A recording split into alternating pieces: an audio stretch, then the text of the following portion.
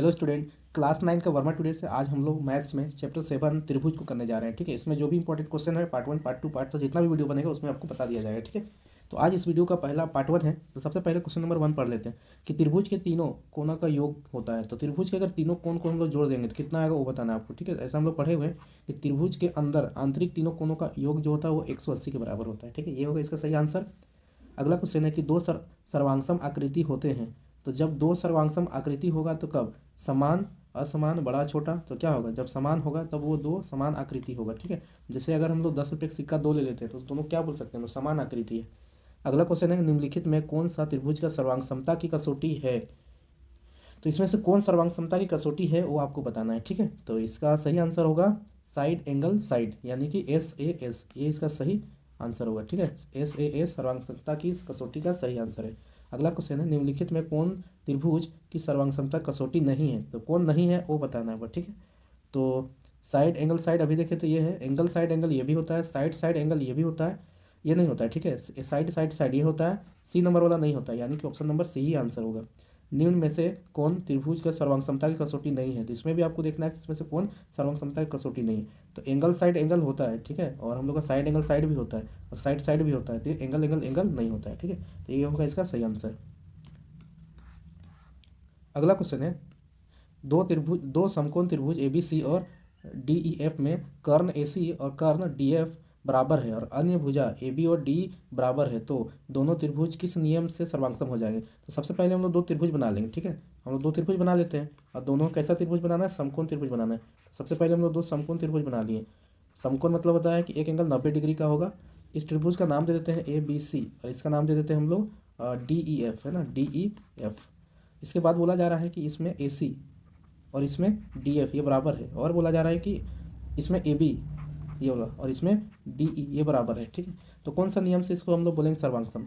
सबसे पहले हम लोग देखेंगे कि एक तो यह 90 डिग्री है तो ये R हो गया, राइट एंगल।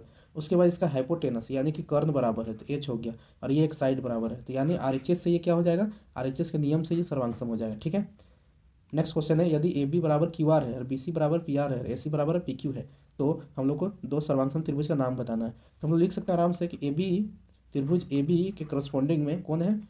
त्रिभुज QR है। ठीक है, उसके बाद भुजा QR है, यार BC, B के बाद C आया तो इसके साथ कौन है? P के बाद R आना चाहिए, P के बाद R आना चाहिए। ठीक है, ये और AC और QP, AC और QP।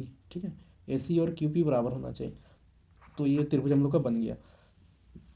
त्रिभुज हम लोग का होगा क्या?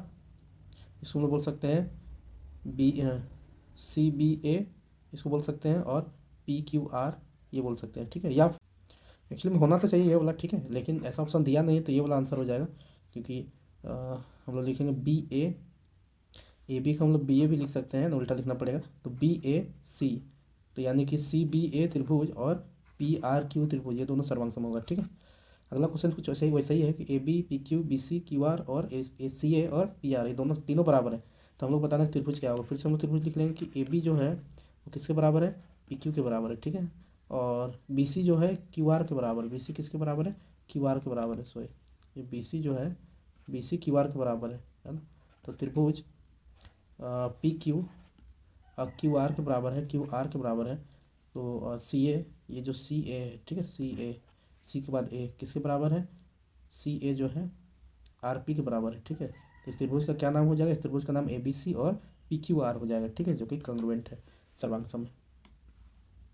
अगला क्वेश्चन है अगर एंगल में दिया हुआ है, ठीक है, कि एंगल P और एंगल B, एंगल A और एंगल P बराबर है, एंगल B और एंगल Q बराबर है, तो हम त्रिभुज ही बना लेते हैं ना इस तरीके से।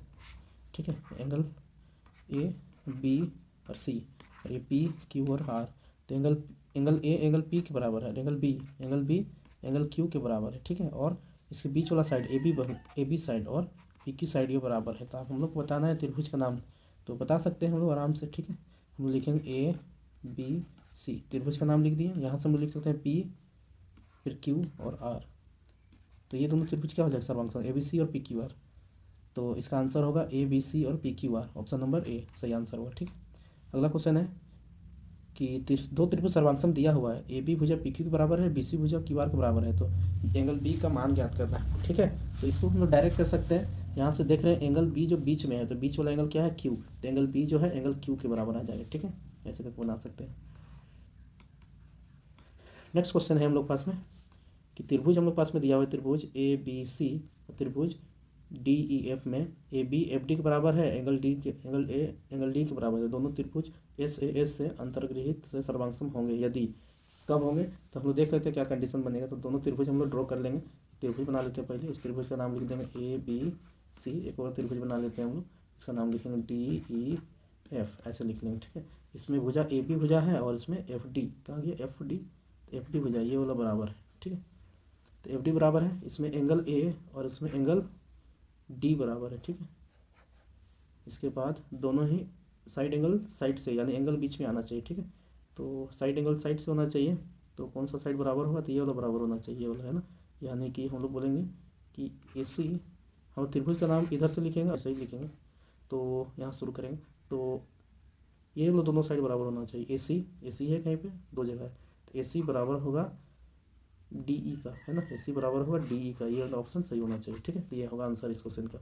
नेक्स्ट क्वेश्चन कर लेते हैं हम लोग, कुछ ही क्वेश्चन बचा हुआ है कि त्रिभुज ए बी सी और त्रिभुज डी ई एफ में यदि ए बी डी के बराबर है, बी सी ई एफ के बराबर है, तो कॉन्ग्रुएंट है, तो बताना कि एंगल क्या होगा करस्पॉन्डिंग एंगल। ये दोनों कॉन्ग्रुएंट भी है, तो बहुत बार कॉन्ग्रुएंट तो सर्वांगसम, तो हमें बहुत ईजी है। अगर हम लोग को बताना है कि ये है तो क्या सही होगा, ठीक है। तो एंगल ए डी एंगल के इक्वल होगा, ये भी सही है। एंगल बी एंगल ई के इक्वल होगा, ये भी सही है। एंगल सी एंगल एफ के इक्वल होगा, ये इनमें से सभी, तो इनमें से कोई नहीं, इनमें से कोई नहीं, और हम लोग इसको सर्वांगसम करना है। तो ए बी कौन सा है, ये वाला, और ये वाला इक्वल है, तो हम लोग जाहिर सी बात ये वाला ले लेंगे ना, बी और ई वाला। तो एंगल बी और एंगल ई इक्वल होगा, क्योंकि साइड एंगल साइड लग जाएगा, है ना। ये साइड और ये साइड इक्वल है और बीच वाला एंगल, तब तो साइड एंगल साइड लगेगा ना, इसलिए एंगल बी और एंगल ई इक्वल हो जाएगा, ठीक है। अगला और लास्ट क्वेश्चन है इस स्लाइड का कि निम्नलिखित में कौन दो त्रिभुज सर्वांगसम है। तो इसमें पहचानना है कि इसमें से कौन, तीन त्रिभुज दिया है, कौन सर्वांगसम हो सकता है, ठीक है। तो इसमें देखना पड़ेगा कि इसका रेशियो कैसे बराबर आ रहा है, नहीं आ रहा है। तो हम सब कुछ चेक कर लेते हैं। इसमें हम लोग देखते हैं कि सब में 3 3 है, इसमें सब में अलग अलग नंबर है, कट कट के एक जैसा रेशियो आएगा नहीं, तो इसको छोड़ देते हैं। इसमें एक एंगल इक्वल दिख रहा है और एक साइड इक्वल दिख रहा है, बस, इसके अलावा कुछ भी नहीं किया है दूसरा नंबर में, ठीक है। लेकिन तीसरा नंबर में हम लोग देखते हैं कि दो साइड दिया हुआ है और बीच का एंगल दिया हुआ है, ये हो सकता है साइड एंगल साइड से, ठीक है। तो ये 2 है और ये 2 है, तो 2 से 2 को भागा दे देंगे, तो सॉरी भागा नहीं देना, 2 और 2 बराबर हो गया, और साथ में एंगल यहाँ 50 है और यहाँ भी 50 है, तो एक एंगल भी बराबर हो गया। फिर यहाँ 4 है और इधर भी 4 है, ठीक है। यानी कि साइड एंगल साइड से ये कॉन्ग्रुएंट हो जाएगा, कौन सा, ऑप्शन नंबर सी में जो भी दिया हुआ है। तो ये था क्वेश्चन कुछ जो हम की वर्मा टुडेस आपको बता रहे हैं क्लास 9 के लिए। और भी क्वेश्चन है, पार्ट 2 वीडियो हम लेके आएंगे, और पार्ट 2 खत्म नहीं होगा तो पार्ट 3 में इसको लेके आएंगे, ठीक है। आई होप कि पूरा सीरीज आपको पसंद आ रहा है। पसंद आ रहा है चैनल को सब्सक्राइब करके बेल आइकन को हिट कर लीजिए, और इस वीडियो को लाइक करके अपने दोस्तों के साथ पूरा शेयर कर देंगे, ठीक है। मिलेंगे नेक्स्ट वीडियो में, तब तक के लिए जय हिंद जय झारखंड।